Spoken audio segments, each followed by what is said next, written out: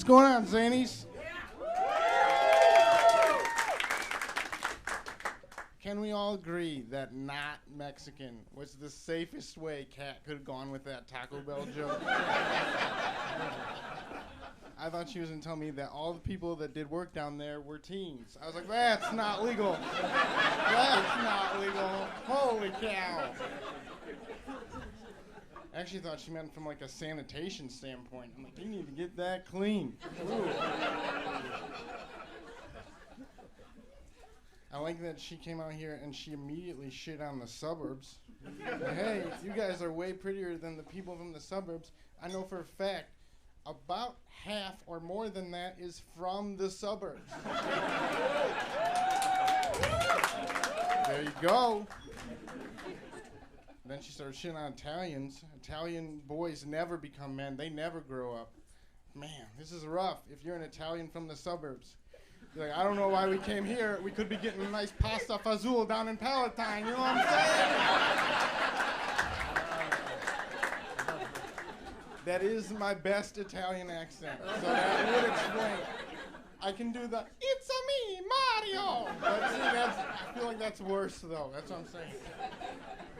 That's why I never get booked for any gigs acting-wise. Go into talent agencies, and they just see the way I walk, and they're like, you'd be a great Velociraptor. Have you tried that? Velociraptor? I did try that. Got booked for Jurassic World, and then I got kicked out because I couldn't remember my lines. I was like, line? They're like, you just roar. I was like, and what did I say? And they were like, you were like, in this economy? Maybe my Velociraptor does shtick. What's wrong with that?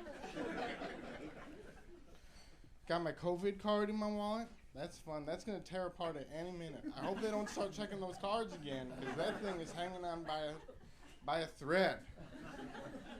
On the bright side, though, when it does tear up, I have a very manageable amount of confetti, you know? This is a very big deal for me. I'm performing in Zanie's in Chicago. It's a big deal. It's a very good celebratory thing, you know? I have a very manageable amount of confetti, you know? Ever watch the Super Bowl and they do all that confetti? You're like, somebody is going to have to clean that up. Right? Not me. My mom's in the crowd. She's like, he never worries about cleaning. That joke is a lie. I'm creating an illusion, mother.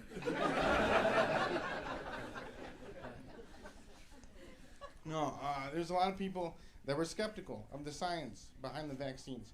And quite honestly, if you're going to tell me to do something and you went to 8 years of school to do it, I believe you, because I did not go to 8 years of school to get through a pandemic. Let me tell you.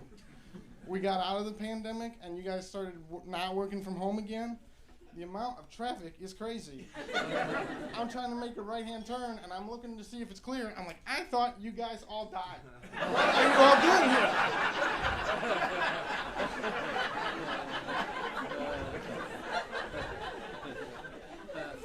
But I get it, because I got my vaccine in like Forest Park in like what used to be a Big Lots. And a stranger, I didn't know, was like, here, take this needle. Put it in your better. I was like, you sound like the guy outside. To be honest with you, his was better. The outside guy was better. We went to get our fourth booster. Because remember, there was a point in time where they're like, you got to get another booster. Because now the virus is learning. It's kind of like if you were worried about home security and there was a burglar. And you're like, I got to get a lock on my door for this burglar. You're like, well, now the burglar knows how to pick locks. Like, all right, well, then I got to get a gun to protect myself. And then they're like, well, the burglar now has a death ray. You're like, what? And then you're like, all right, if I just lock the doors, deadbolt it really tight. And like, oh, well, now he has a hang glider. He can go above. It's like, who keeps giving these guys all these weapons? No, I got real skeptical. I went to a Jewel to get a booster shot, and I had cerebral palsy, and I told them that. And they're like, that's not an immune-compromised disease. You don't qualify for this. I'm like, are you telling me I'm too healthy right now? Nobody in any medical field at any point in time has ever told me I was too healthy. I was like, are you hitting on me right now? Because nobody's ever done that either. I wouldn't know that either. I was like, lady, this is embarrassing. My father is right here. Control yourself.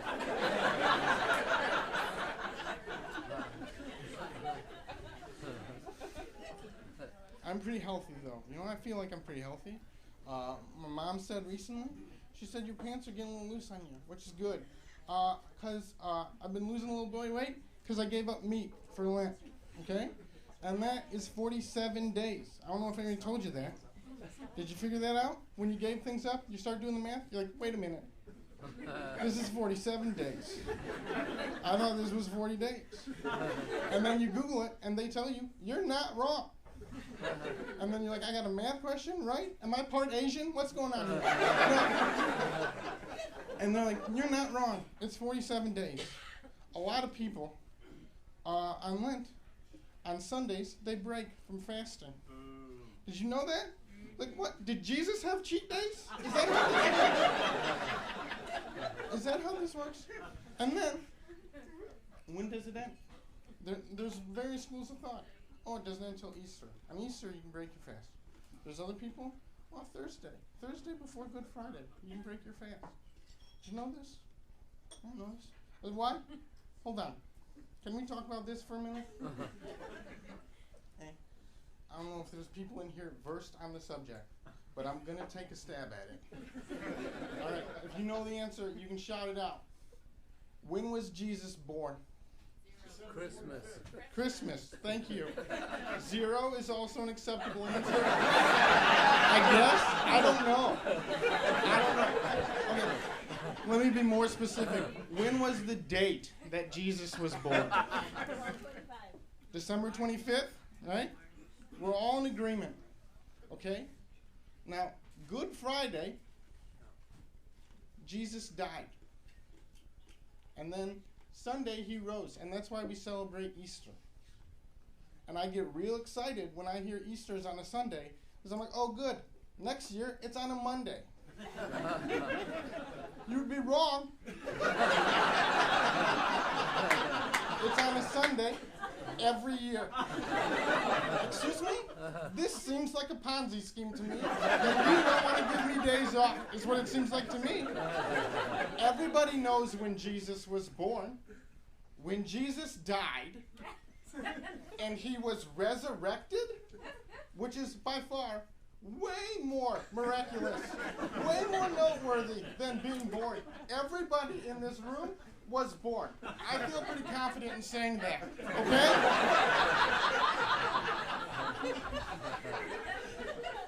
But it's like, excuse me? Like, was nobody writing this down? What was the date that he died?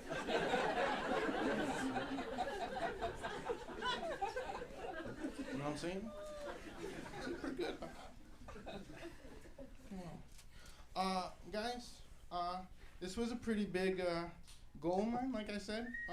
Another one of my goals is performing on SNL. I'm not that good at impressions, but I will try one for you now. This is a guy who sounds exactly like me. And his name is Todd. Hi, how's it going? I'm Jason. Did I do it? It still needs work. It still needs work, guys. Damn it. One of these days, I will do it.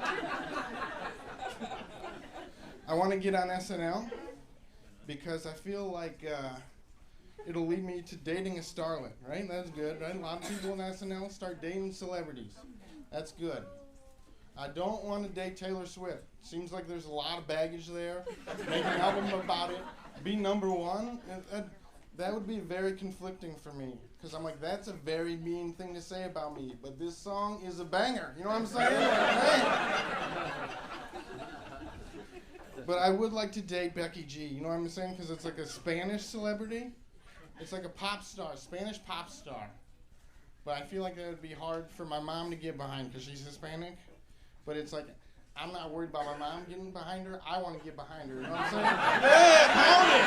Yeah! Also, if she writes a song, I'm not going to understand it at all. I'm like, she said the sex was great? That's a fire song. And they're like, that's not what pequeño means. I'm like, oh. Well, agree to disagree. My name is Alex Hudec. You guys have been great. Let's get Pat back up here.